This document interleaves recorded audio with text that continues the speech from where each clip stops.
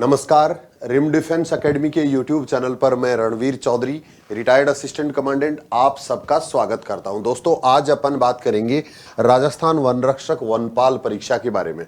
परीक्षा के नज़दीक दिनों में आपको किन किन चीज़ों का ध्यान रखना चाहिए, क्या क्या चीज़ें हैं जो बहुत इंपॉर्टेंट होती हैं जब पूरी कंप्लीट तैयारी हो चुकी होती है उस समय, इसी क्रम में आखिरी दिनों में तैयारी आपको कैसे करनी है, इन सारी चीजों पे अपन डिस्कस करेंगे।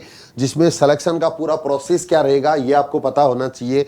इसके बाद सीईटी लागू होगा क्या इस भर्ती में, रिवीजन पर आपको ज्यादा जोर देना है, अपनी तैयारी पर विश्वास रखना है, आत्मविश्वास बनाए रखना है, तनाव से दूर रहना है और ज्यादा स्टूडेंट से डरना नहीं है। तो इन सारे पॉइंट्स पे अपन डिस्कस करेंगे। जो बच्चे पहली बार चैनल पे हैं, जो बच्चे मुझे पहली बार सुन रहे हैं, वो चैनल को सब्सक्राइब कर सकते हैं और जो मेरे नियमित स्टूडेंट हैं वो वीडियो को पूरा देखिए जिससे आपको भी इसका पूरा फायदा मिल सके। तो सबसे पहले तो मैं आपको बता दूं कि सिलेक्शन का पूरा प्रोसेस क्या है, ये जानना इसलिए जरूरी है जिससे हमें ये पता रहे कि रिटन एग्जाम के बाद में आगे क्या क्या होने वाला है। तो रिटन एग्जाम जैसे ही आपका होगा उसके बाद में आपको फिजिकल के लिए कॉल किया जाएगा। इसमें फिजिकल भी रखा गया है और फिजिकल के कोई मार्क्स नहीं है। 100 नंबर का अभी जो रिटन एग्जाम होगा आपका 100 नंबर का और 100 ही क्वेश्चन होंगे उसके अंदर। उसमें वनपाल और वनरक्षक दोनों के लिए सेम ही सिलेबस रखा गया है, सिर्फ क्वेश्चंस के लेवल का अंतर है। सिर्फ जो वनपाल है वो 12th लेवल का है, जो वनरक्षक है वो 10th लेवल का है और दोनों में बस क्वेश्चंस के लेवल का अंतर होगा, बाकी सेम प्रोसेस है वनपाल और वनरक्षक के लिए। उसके बाद जैसे ही रिटन एग्जाम होगा तो आपको फिजिकल के लिए कॉल किया जाएगा। लगभग 5 गुना बच्चों को फिजिकल के लिए कॉल किया जाता है। फिजिकल के इवेंट है वो सिर्फ क्वालिफाइंग है, किसी प्रकार के मार्क्स उनके नहीं होते हैं और उसके बाद में इंटरव्यू हटा दिया गया है। पहले वनपाल और वनरक्षक में इंटरव्यू भी रखा गया था, अभी इंटरव्यू बिल्कुल नहीं है। सिर्फ रिटन की एग्जाम की जो मेरिट होगी उसी के आधार पे आपका फाइनल सिलेक्शन होने वाला है। देखते हैं अपन कि सीईटी लागू होगा क्या इस भर्ती में। तो इस भर्ती में सीईटी लागू नहीं होगा। अगली बार जो वैकेंसी आएगी, जो नई वैकेंसी आने वाली है, उनमें सीईटी लागू होगा सिर्फ वनपाल के लिए, जिसमें 12वीं क्वालिफिकेशन रखी है उसके लिए होगा। वनरक्षक में सीईटी लागू अगली भर्ती में भी नहीं होगा। ये भर्ती पूरी तरह फ्री है, ये भर्ती पहले से चल रही है तो इसी प्रोसेस में कंप्लीट होने वाली है। इसके बाद में जो सबसे इंपॉर्टेंट चीज है ना बेटा, वो है कि आपको रिवीजन पर ज्यादा जोर देना है। आखिरी दिनों में जब एग्जाम के हम नजदीक पहुंच जाते हैं तो नई चीजें आपको नहीं पढ़ना है। जो आपने अब तक पढ़ लिया है, जब आपने इतना तैयारी कर ली है तो अब सारी चीजों का रिवीजन जरूर करिए। बहुत बार ऐसा होता है कि हम नई नई चीजें पढ़ने के चक्कर में रह जाते हैं और पुरानी चीजें हमारे दिमाग में नहीं आ पाती हैं। हमें लगता है कि हमने पढ़ रखा है लेकिन वो रिवीजन के अभाव में रह जाती हैं। तो आखिरी के दिनों में आपको रिवीजन ज्यादा करना है, जिससे कॉन्फिडेंस भी आएगा और आपको अपनी तैयारी का भी पता चलेगा और कोई चीज दिमाग से निकलेगी भी नहीं, छूटेगी भी नहीं। जब आप रिवीजन कर रहे होते हो उस समय आपको साथ में इसमें जो करंट का जो एक मैटर दिया हुआ है वो जरूर ध्यान रखना है। करंट के क्वेश्चंस होंगे, कितने हो सकते हैं वो अभी निश्चित नहीं होता है पहले, और सब्जेक्ट वाइज अलग अलग सब्जेक्ट वाइज भी कितने कितने क्वेश्चन होंगे ये भी अलग से नहीं दिया हुआ है। सिर्फ सारे सब्जेक्ट एक साथ ही बताए गए हैं और उसमें पूरा सिलेबस दिया हुआ है। जो भी कंपटीशन का सिलेबस होता है, लैंग्वेज के अलावा, हिंदी और इंग्लिश के अलावा सारे सब्जेक्ट होंगे।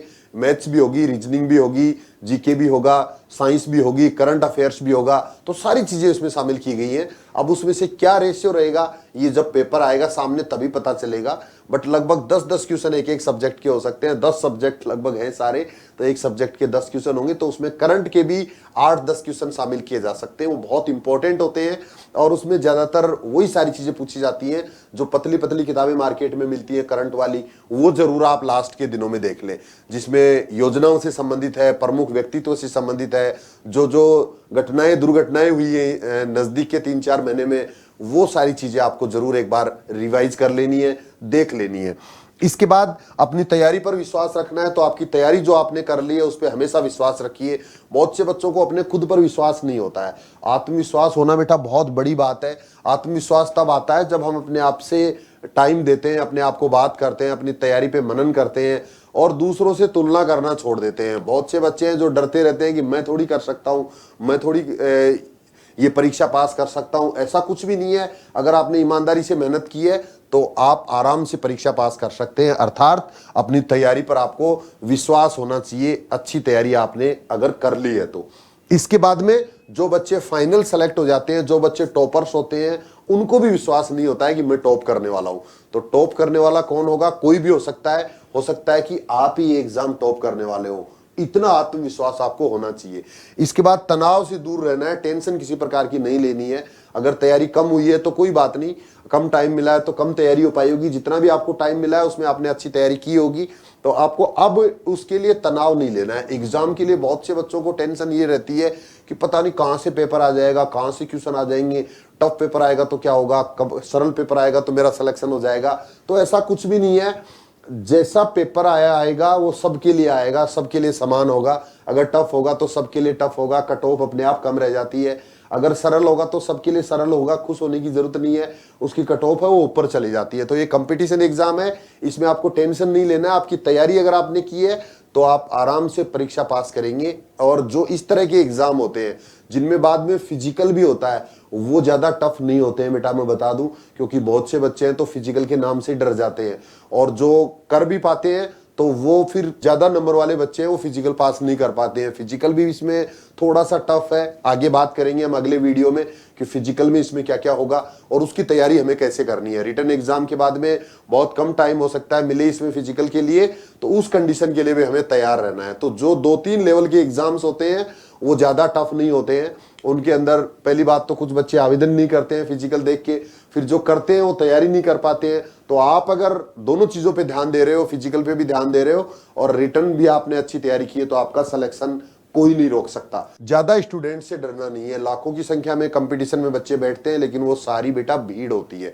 भीड़ से कभी नहीं डरना है। जो तैयारी करते हैं वो बच्चे बहुत कम होते हैं, जो ईमानदारी से तैयारी करते हैं, सही गाइडेंस में तैयारी करते हैं, उन बच्चों की संख्या बहुत कम होती है। तो कभी भी आपको भीड़ से नहीं डरना है, संख्या देख के कभी नहीं डरना है, चाहे कितने बच्चे एग्जाम में बैठे। अगर आपकी तैयारी अच्छी है तो आप आराम से एग्जाम पास करेंगे, आगे वाले लेवल के लिए फिजिकल के लिए क्वालिफाई होंगे और फिजिकल पास करके आप फाइनल सिलेक्शन ले सकते हैं। तो इस तरह से आपको अंतिम दिनों में वनपाल और वन रक्षक की तैयारी के लिए ध्यान रखना है बेटा। बेस्ट ऑफ लक सबको, बहुत बहुत शुभकामनाएं, अग्रिम शुभकामनाएं आपके सिलेक्शन की। बहुत ही जल्दी हम आपके लिए फिजिकल के वीडियो में फिर से मिलते हैं। साथ में पेपर अटेम्प्ट कैसे करना है ये भी बहुत इंपॉर्टेंट है, कला है। अगले वीडियो में बताऊंगा आपको कि जो पेपर आप 100 क्वेश्चन अटेंड करेंगे, 2 घंटे का जो आपको टाइम मिलेगा, उसमें किस तरह से क्या आपकी प्लानिंग होनी चाहिए, उस पर भी अपन नेक्स्ट वीडियो में बात करेंगे। आज के लिए इतना ही। जय हिंद, थैंक यू, धन्यवाद।